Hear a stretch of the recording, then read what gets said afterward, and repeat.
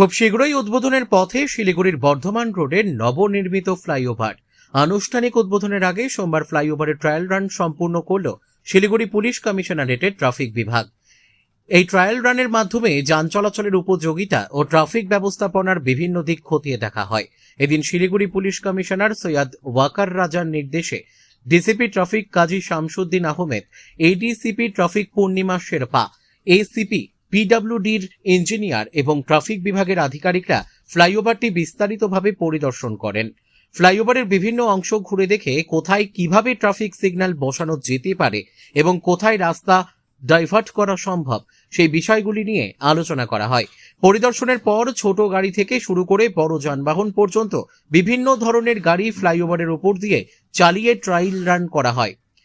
এর মাধ্যমে ফ্লাইওভারের কার্যকারিতা এবং যান চলাচলের পরিস্থিতি পর্যালোচনা করা হয়। প্রসঙ্গত, দ্বিতীয়বার বিধায়ক নির্বাচিত হওয়ার পর শঙ্কর ঘোষ এই ফ্লাইওভার দ্রুত চালুর বিষয়ে পুলিশ কমিশনারের কাছে আবেদন জানিয়েছিলেন। সেই আবেদনের পরই আজকের এই ট্রায়াল রান সম্পূর্ণ হয়েছে বলে সূত্রের খবর। আগামী 20 মে উত্তরবঙ্গ সফরে আসছেন মুখ্যমন্ত্রী শুভেন্দু অধিকারী। সেই দিনই তার হাত ধরে এই ফ্লাইওভারের উদ্বোধন হতে পারে বলে সূত্র মারফত জানা গিয়েছে। উল্লেখ্য, পূর্ববর্তী সরকারের আমলেই এই ফ্লাইওভারের নির্মাণ কাজ শুরু হয়েছিল। এ বিষয়ে ডিসিপি ট্রাফিক কাজী শামসুদ্দিন আহমেদ জানান, ফ্লাইওভারটি পরিদর্শন করা হয়েছে এবং এ সংক্রান্ত একটি বিস্তারিত রিপোর্ট তৈরি করে সংশ্লিষ্ট দপ্তরে পাঠানো হবে। পরবর্তীতে কবে দ্রুত ফ্লাইওভারটি চালু করা যায় সে বিষয়ে কর্তৃপক্ষ সিদ্ধান্ত নেবে। Bureau report, Dooars news 24।